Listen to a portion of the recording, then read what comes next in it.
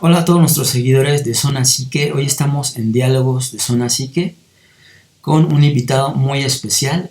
Él es el maestro José Antonio Romero Rangel. Él es, titulado por parte de la Facultad de Ciencias de la Conducta en la Universidad Autónoma del Estado de México. Es licenciado en Psicología Educativa por el Instituto Anglo-Español. Es maestro en Psicología Clínica y también cuenta con la maestría en Ciencias de la Educación. Ha sido docente dentro de su trayectoria y se especializa en el enfoque psicoanalista. Hola, buenas tardes, doctor, ¿cómo está?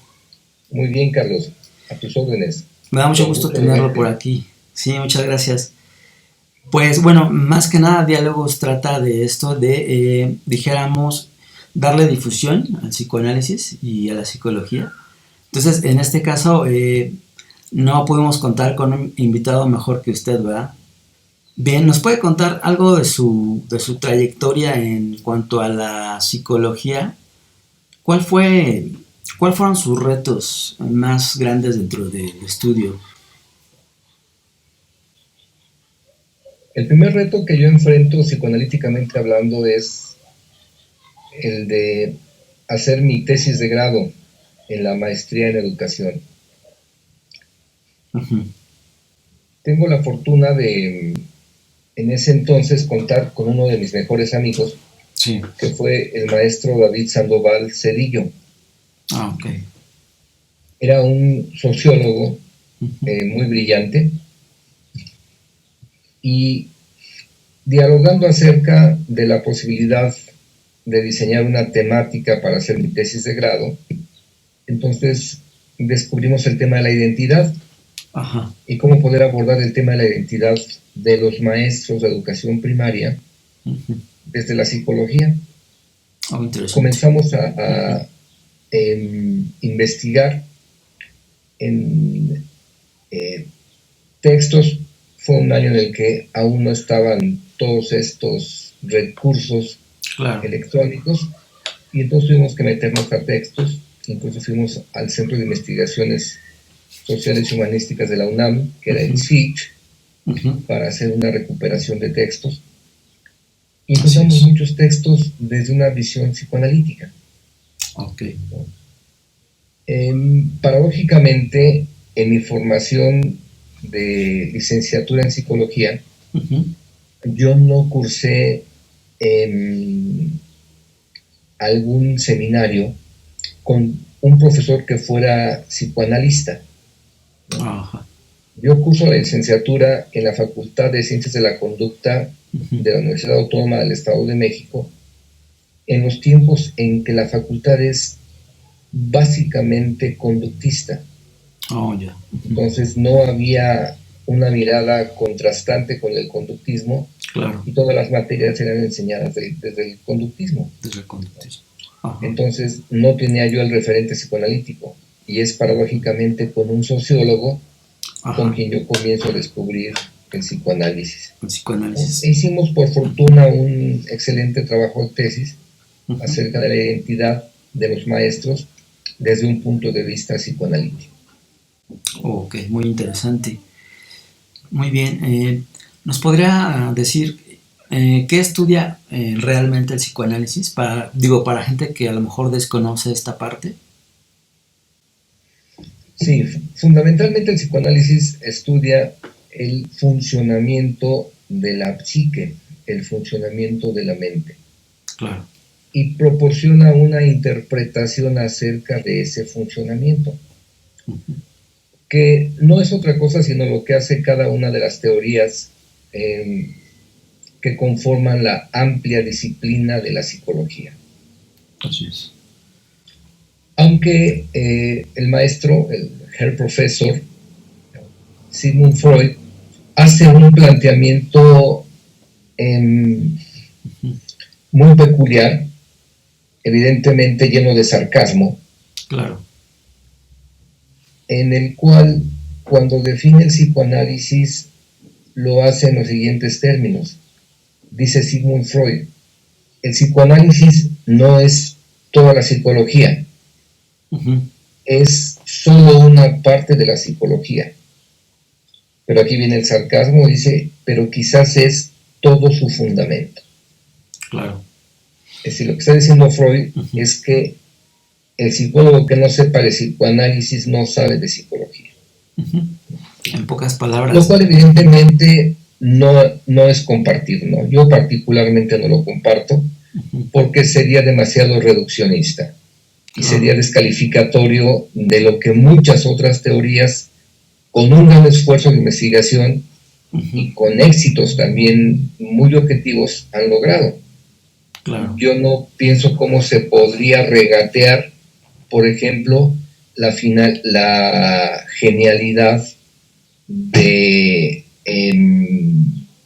Burrus Frederick Skinner. Claro. Todo esto que descubre Skinner me parece que es una aportación impresionante que ningún otro teórico ha logrado. Claro. Yo creo que está a la altura de Freud, solo que evidentemente desde una propuesta distinta. En otra área, exacto. Sí, ¿no? De hecho, bueno, la sociedad en sí misma también tiene estas partes, dijéramos, de conductismo, ¿no? Para guiarse como sociedad. Dijéramos, entonces, sí es parte, dijéramos, de la sociedad también, ¿no? Es útil, dijéramos. Claro, es útil. De hecho, toda propuesta teórica, cualesquiera que ésta sea, es útil. Evidentemente vista desde su perspectiva. Lo que epistemológicamente no es muy, ¿qué diríamos?, honesto, sería el hacer una crítica de una teoría diferente desde mis referentes teóricos. Claro. O sea, intentar descalificar al psicoanálisis desde el conductismo o viceversa. No, me parece que cada teoría tiene que ser analizada, pero desde la dimensión epistemológica propia de la teoría. Así es. Muy bien, pues también quería preguntarle, nosotros en clase pues aprendimos mucho de usted, saber que no todos eran aptos, ¿verdad? No todos los pacientes son aptos para psicoanálisis. ¿Y esto nos puede decir en qué deriva o quién es apto para psicoanálisis? Bien, muchos psicoanalistas han desarrollado un concepto que es el concepto de analizabilidad. ¿Quiénes son analizables y quiénes son no analizables? Claro. Algunos psicoanalistas proponen que hay 3 o 4 criterios que pudiéramos tomar para que un paciente fuese analizable. Un primer criterio es, obviamente hablamos dentro del terreno de lo más deseable, ¿no? Claro. Sí. No siempre se puede cumplir con este criterio de lo más deseable, porque los pacientes no llegan con este conocimiento previo de tales criterios, ¿no? Y nosotros tenemos que hacer los ajustes necesarios para poder mantener el análisis a un sujeto que sí sea potencialmente analizable. Exacto. Uno de los criterios que algunos psicoanalistas manejan es el criterio de que conozcan de la teoría. Entre más conozcan de la teoría, evidentemente son mejores sujetos de psicoanálisis, porque se puede generar un diálogo mucho más fluido y ya los pacientes contarían con las precurrentes cognitivas para poder entender lo que el psicoanalista está diciendo. Claro. Y esto, en el fondo, también, Carlos, facilitaría mucho el proceso de la transferencia. Así es. La transferencia entendida más en un sentido, ¿cómo decirlo? Del paciente al analista, ¿no? No, es que, mira, aquí hay visiones de la transferencia. Una es la visión freudiana, y otra es la visión de este discípulo húngaro de Freud, que en una carta le dice a Freud que desde el punto de vista de él, la transferencia tiene que ver con la capacidad de sugestionabilidad que tiene el paciente. Ajá, exactamente. Es decir, la transferencia se construye, se puede objetivar cuando el paciente ya es sugestionable. Obviamente hablamos de una sugestión en un sentido psicoanalítico, no como una intención de manipular, o de condicionar, sino que sería una sugestión que ayuda a la cura, ¿no? Sino hablamos de una sugestión más bien como ya la intención del paciente de aprender y aplicar los conceptos que el psicoanalista le ofrece. Exacto. ¿Sí? A esta sugestión se refiere, ¿no? Obviamente estoy hablando de un psicoanalista húngaro que se llama Sándor Ferenczi, que fue discípulo de Freud. ¿No? Entonces Ferenczi me parece que precisa de una manera muy clara el sentido de la transferencia, ¿no? ¿Se acuerdan que transferencia? Cuando ya se generó un vínculo tal que el paciente confía en la palabra del analista para aprenderla y para aplicarla. Y aplicarla, exactamente. Sí. Que quiere decir que el psicoanálisis no se queda en el plano teórico, ¿no? Porque ya, dijéramos, el paciente tiene que aplicar directamente la teoría ya a su vida, ¿no? Sí. La psicoterapia, digamos que tendría una efectividad muy parecida a lo que es un tratamiento farmacológico. Claro. ¿No? Cuando asistes a consulta con un médico, el éxito del tratamiento farmacológico consiste en que te tomes la medicina. Claro, exactamente. Es decir, si tomas la medicina en tiempo y forma, entonces es muy probable que los síntomas desaparezcan. Exactamente. En psicoanálisis, si aprendes los conceptos y los aplicas, entonces la teoría es efectiva. Claro. Pero si no los aprendes y evidentemente no los aplicas, entonces es imposible que logres mejorar un ápice. Exactamente. Muy bien, es interesante todo esto de la transferencia. Digo, aquí también incurre la ética del analista, ¿no? Porque sería aquí interesante analizar la cuestión ética, ¿no? del analista, como por ejemplo en el caso de Joseph Breuer, ¿no? Que analizaba el caso de esta chica que se enamoró. Trata el caso de Ana O, sí. que es el que no quería tomar Breuer y se lo porque generó problemas en su relación matrimonial. Entonces habla con Freud y se lo delega a él. Y Freud atiende el caso de una manera muy prudente, de una manera muy profesional. Exactamente.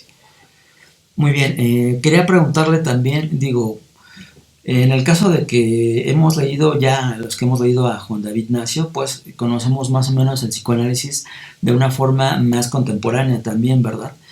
Pero la pregunta es, para la gente que no conoce, ¿el psicoanálisis realmente sigue vigente? Sí, por supuesto que sigue vigente. La gente que tenga interés en abordar un poquito la vigencia del psicoanálisis puede buscar artículos en internet y hay algunos autores que hacen alusión a esta pregunta, si sigue o no sigue vigente el psicoanálisis. Claro. Evidentemente, como cualquier teoría, ¿no?, mantiene una vigencia en cuanto la aplicación terapéutica del mismo tenga una efectividad. ¿No? Entonces, si la gente lo busca. Mira, hasta el condicionamiento más reflecológico que pudiéramos pensar sigue siendo efectivo. Es decir, hasta Pavlov sigue siendo efectivo. Claro. No no desaparece la efectividad de una terapia por alguna nueva que surja, ¿no? No. Exactamente. Lo que va ocurriendo son ajustes a la propuesta teórica, ¿no? Claro. Que la cuestionan, que ayudan a cuestionarla. Así es. Y en ese cuestionamiento, pues, vamos obteniendo un mejor desarrollo de la teoría. Claro. Muy bien. Quería preguntarle, ¿usted considera qué importancia le da a la cultura? Bueno, Freud tiene el mérito de comenzar haciendo un trabajo de psicoterapia basado en la relación con la medicina, pero termina su vida haciendo un análisis de lo terapéutico, pero más apegado a lo social, a la cultura. ¿Sí? Una de las expresiones más transparentes de este vínculo entre psicoanálisis y cultura lo encontramos tácitamente en el texto que escribe Freud en 1930, que es el texto de El malestar en la cultura. Claro. Es decir, cómo la cultura es fuente de malestar, pero al mismo tiempo la propia cultura es posibilitadora de la satisfacción de las pulsiones. No necesariamente a través de la sublimación, no, sino más bien a través del tratamiento psicoanalítico. Es decir, un buen psicoanálisis te permite llegar a una regulación de tus pulsiones, tanto de tus pulsiones de vida como de tus pulsiones de muerte. Claro. No necesariamente tienes que sublimarlas, porque además la sublimación no es una buena vía. Exacto. Para poder regular las pulsiones. No la estás regulando, porque la sublimación en el fondo no es más que un mecanismo de defensa. Exacto. Dijéramos que es el menos agresivo, por así decirlo, ¿no? Sí, pero no es lo mejor. O sea, claro, no es terapéuticamente hablando la mejor alternativa el dirigir nuestras pulsiones al proceso de la sublimación. Exacto. Sino más bien tendríamos que analizar el momento en el que estamos cayendo inconscientemente desde el yo en procesos de sublimación para poder hacer un trabajo de elaboración y reelaboración de esos contenidos y darles un sentido saludable. Así es. ¿Nos puede comentar qué piensa del arte desde el psicoanálisis? Bueno, el arte es en buena parte, no totalmente, pero en buena parte es una de las mejores expresiones de lo inconsciente. Claro. Solo que es una expresión que está, pues, muy vinculada con el potencial creativo del hombre en cualquiera de las posibilidades creadoras que el hombre ha encontrado para manifestar de manera bella esta parte interna. Claro. ¿Sí? De hecho, ya sea a través de la pintura, a través de la escultura o a través de la poesía. ¿No? De hecho, en algún momento se relacionó el surrealismo con el psicoanálisis, ¿no? Puesto que interpreta gráficamente lo que son las visiones oníricas, los sueños y demás, ¿no? Deseos reprimidos, por así decirlo. Sí. Que inclusive, bueno, hasta Salvador Dalí, pues, se inspiraba mucho en los textos de Freud. Sí. De hecho, desde un punto de vista más sociológico y más filosófico, es posible analizar cualquier expresión de la cultura desde una mirada psicoanalítica. Claro. Hay un autor francés muy conocido, muy brillante, que se da a la tarea de traducir la obra completa de Freud del alemán al francés. Él es un filósofo, ¿no? Su nombre es Paul Ricoeur.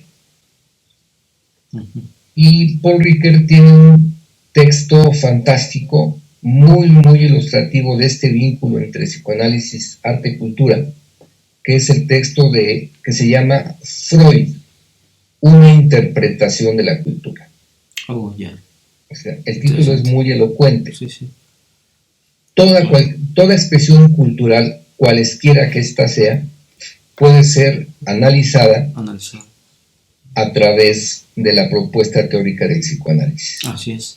Es por eso que también hemos visto a muchos psicoanalistas haciendo el análisis de hasta cuentos para niños, ¿no? Sí, como Bruno Bettelheim. Exactamente. ¿No?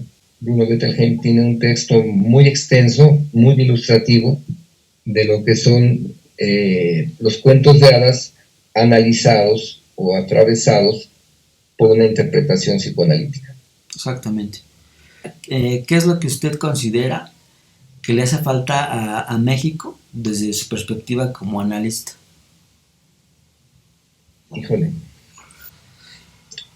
Es que pensar a México como una entidad homogénea me parece que es demasiado reduccionista, ¿no? Más bien podemos pensar a México como una entidad completamente heterogénea. Claro. Y desde aquí, bueno, pues lo que nos haría falta para tener una mejoría en cualquier expresión, en cualquier tema de la vida, pues sí sería una experiencia terapéutica psicoanalítica. Hay un comediante, crítico, inteligente, que se llama Odín Dupeirón.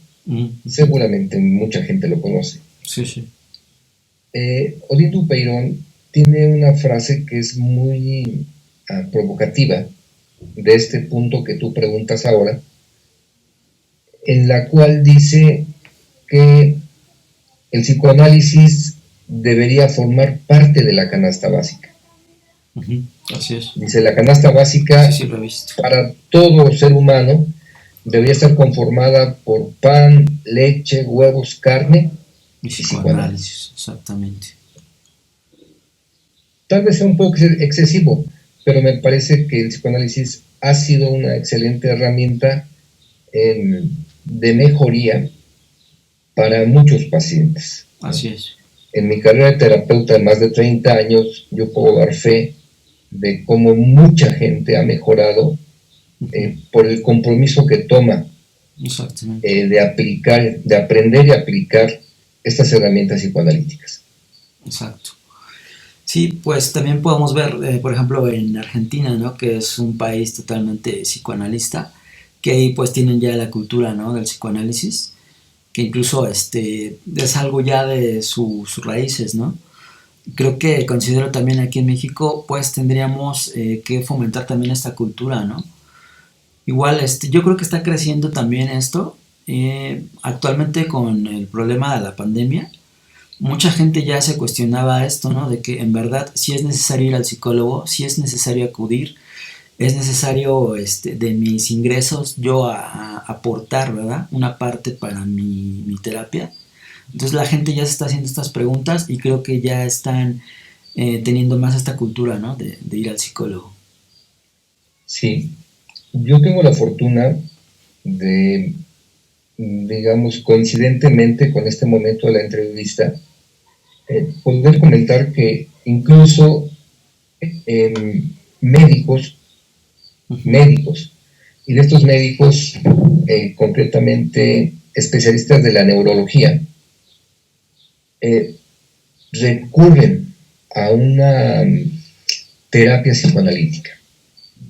¿Por qué? Porque tienen atraviesan por una problemática que no puede ser resuelta a través de los medicamentos. Exacto.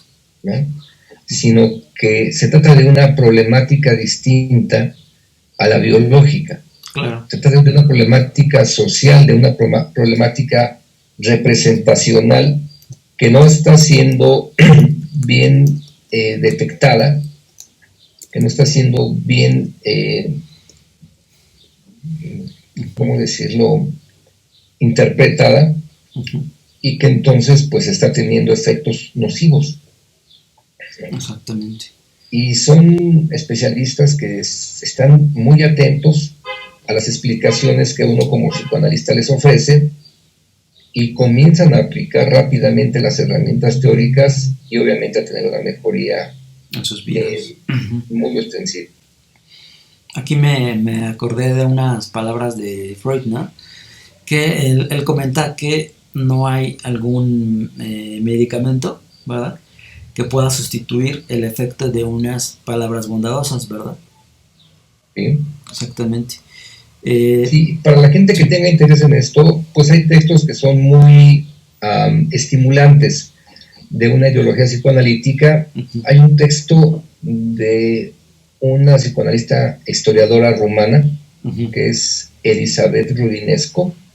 Oh, yeah. Tiene un textito muy accesible que Uh-huh. se titula ¿Por qué el psicoanálisis? ¿Por qué el psicoanálisis? Vaya, interesante. ¿No? Exactamente. Aquí lo vamos a poner para que lo tengan en mente. ¿Qué piensa usted de las personas o detractores del psicoanálisis? Bueno, me parece que cuando una crítica está bien estructurada, Uh-huh. entonces es bienvenida, por muy cruda que sea. Claro.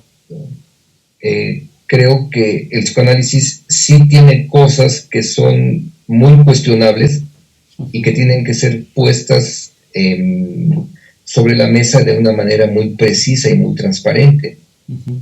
para poder ser mejoradas. Una de ellas, por ejemplo, sería lo que llaman la teoría de la evolución psicosexual, ¿no? O la teoría del desarrollo psicosexual de los niños. Uh-huh. Donde Freud habla de las etapas oral, anal, fálica, de latencia, etc. Uh-huh.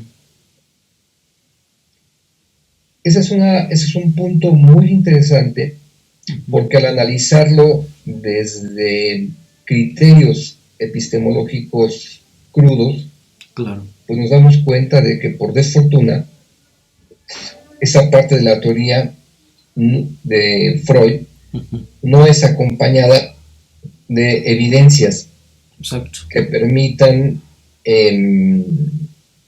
confirmar, que permitan sustentar sólidamente los principios teóricos que ahí presenta Freud. uh-huh. Entonces, eso habría que discutirlo con mucha más Claro. precisión para ver cuánto hay todavía por hacer en este asunto de la teoría del desarrollo psicosexual de los Claro. niños. Y pues también tomar en cuenta la época, ¿no?, en la que fue postulado, ¿verdad? No, pero independientemente de eso, Carlos, porque tendríamos el contraejemplo de otro investigador muy brillante Uh-huh. que estudia niños, que hace toda una teoría del desarrollo psicosocial, no psicosexual, sino psicosocial, Exacto, ¿no?, más moderno. de los niños, que es el psicólogo suizo Jean Piaget. Uh-huh. Pero Jean Piaget sí ofrece las evidencias contundentes Exacto. de el discurso de los niños, Uh-huh. ¿no? Y en el caso de Freud, por desfortuna no cuenta ni siquiera con el discurso del pequeño Hans, Exacto. ¿no? Porque el caso el llamado caso Juanito, Caso Juanito de los caballos. es un caso que Freud analiza, pero por la referencia de un tercero, que es claro, el papá el papá de Juanito. Claro. Entonces, esto hace que epistemológicamente pues haya la posibilidad de cuestionar sólidamente estos puntos del psicoanálisis. Que pueda haber ahí un margen de error, ¿no? Sí. Exactamente. Y bueno, actualmente yo creo que en parte las neurociencias que han avanzado tanto, eso de la neuropsicología, también en cierta medida han comprobado algunas partes de Freud, ¿no? Y en cierta medida pues también están investigando algunas otras. Por ejemplo, la ciencia actual pues ya está estudiando los sueños, ¿no? Inclusive el por qué soñamos, cuál es la el fundamento y el significado a lo mejor de los sueños ya más científicamente, que dicho sea de paso, pues esa fue de sus primeras investigaciones de Freud, ¿no? Sí, en ese sentido, habría que precisar bien cuál es el objeto de estudio del psicoanálisis con referencia al tema de los sueños, ¿no? Claro. Los sueños para el psicoanálisis, dice Freud, son la vía regia hacia el inconsciente. Entonces, nos permiten hacer interpretación de los procesos inconscientes que la persona tiene, pero que a nosotros particularmente nos interesan en lo terapéutico. Sí. Y que tienen que ver con terapéuticamente hablando, a nosotros nos interesan dos tipos de sueños, que son los sueños repetitivos, esos sueños recurrentes, que el paciente no sabe por qué con mucha frecuencia sueña lo mismo, o más o menos lo mismo. Exacto. Y por otra parte, los otros sueños que nos interesan son los sueños angustiantes, los sueños ansiógenos, que sí se diferencian de las representan pesadillas. Algo para el paciente. Exacto. Y que gracias a un proceso de lo que Freud llama compulsión a la repetición, exacto, el paciente vuelve a soñar, ¿no? Y sueña a pesar de que a él no le guste soñar eso. Sí, claro. Pero lo sueña. Claro, y aquí hay una diferenciación entre ese sueño angustioso y, dijéramos, una pesadilla. No, es exactamente lo mismo, Carlos. O sea, una pesadilla es un sueño angustiante, es un sueño sufriente. Eso me refiero porque a lo mejor por el grado, ¿no? Pero en sí es lo mismo. Ajá. Sí, es exactamente lo mismo. Una pesadilla no es más que uno de esos sueños que a nosotros nos interesa particularmente interpretar. Claro. Interpretación que, por cierto, no hacemos siguiendo un libro, como esos libritos que por ahí andan circulando, que son tan divertidos, de verdad, tan divertidos, que llevan por título La interpretación de los sueños. Y que generalizan mucho, ¿no? Y que dicen muchas barbaridades, pero son divertidos. Obviamente están fuera de todo, de toda base teórica. No, nosotros para interpretar un sueño lo interpretamos junto con el paciente. Claro, y es algo que le afecta directamente a él, ¿no? Sí. Exactamente. Entonces, no decimos al paciente, si soñaste con que volabas, eso significa tal cosa. Sí, no. No hay algo así tan definido, ¿no? No, para nada. Aunque Freud, ciertamente, hay un momento de su construcción teórica en el que cae en esa tentación. Claro. De hacer una interpretación demasiado rígida, como si eso aplicase para todos los casos. Como un estándar. Claro. Y no aplica así. El psicoanálisis es una investigación que se aplica bajo el método del estudio de caso. Claro. Entonces, solo aplica un caso. Y tiene relaciones, todo esto se va relacionando, ¿no? Ahí, exactamente, ¿no? El psicoanálisis es relativo. Hay algo interesante aquí en lo que menciona, porque, actualmente los científicos están preguntándose por qué los sueños más comunes, o por ejemplo el elemento más común, ¿verdad?, del sueño es el agua, ¿verdad? Y en el sentido opuesto, por qué algunos asesinos en serie pues sueñan con fuego. Sí, sin duda, como planteamientos de un ejercicio más bien ocioso, pues tienen sentido, ¿no? Pero no tienen tanto sentido si la pregunta se hace lejos del trabajo de asociación que pudiera hacer el soñante. Claro. Entonces yo no puedo interpretar in effigie, dice Freud. Sí, no. Sí. Yo tengo que interpretar directamente con el discurso del paciente. Con el sujeto, exactamente. ¿No? Con lo que el paciente asocie con respecto a su sueño. Claro. ¿No? Es decir, de un sueño lo que el paciente nos cuenta, dice Freud, es exclusivamente el contenido manifiesto. Entonces necesitamos vincular, asociar ese contenido manifiesto con el contenido latente. Claro. Y este ejercicio solo se lleva a cabo Con en el trabajo directo de la situación analítica. Exactamente. Ahí es donde están las relaciones. Sí. Ok, ya para como concluir, sería que nos dijera, desde su experiencia, ¿verdad? ¿Cuál es el poder de la palabra? Yo creo que quien nos ilustra un poquito el poder de la palabra es Jacques Lacan, ¿no? Jacques Lacan es un genio, claro, del psicoanálisis, que nos da una definición muy concreta, muy escueta, pero tremendamente profunda de lo que es el hombre en relación con la palabra. Dice Jacques Lacan, el hombre es efecto del significado. Exacto. Es decir, el hombre es efecto de sus palabras. Y nosotros damos cuenta de eso en el trabajo psicoanalítico. Entonces, las palabras te enferman. ¿Sí?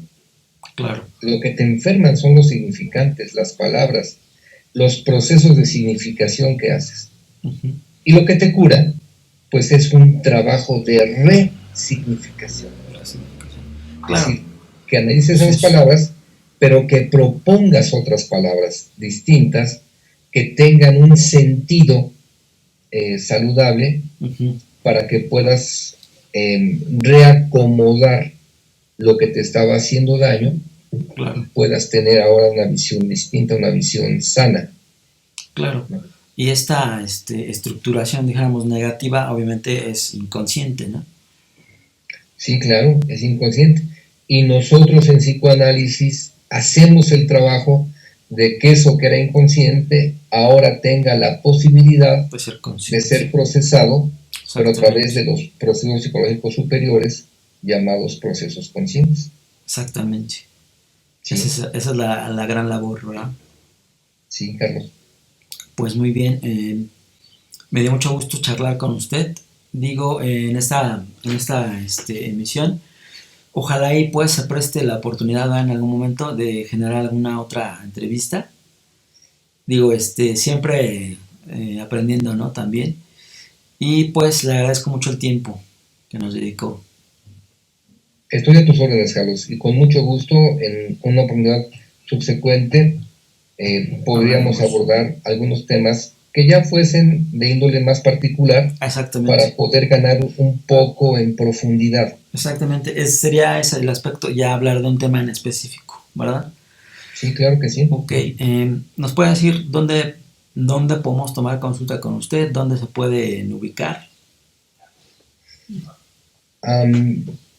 Bueno, pues yo tengo un consultorio en Metepec, y pues a través de ti la gente podría establecer contacto conmigo. Claro. Tú conoces mi teléfono, ¿no? Y podrían establecer contacto conmigo a través del canal de ti. Exactamente. Sí. Pues yo le agradezco mucho, doctor, y pues estamos en comunicación. Le agradezco mucho la atención que tuvo para el día de hoy conmigo, y pues también para mí es un honor haber sido su alumno. Muchas gracias, Carlos. Estoy a tus órdenes y espero que tenga mucho éxito este canal que estás iniciando. Muchas gracias. Estamos en comunicación. Buena tarde, Carlos. Buena tarde.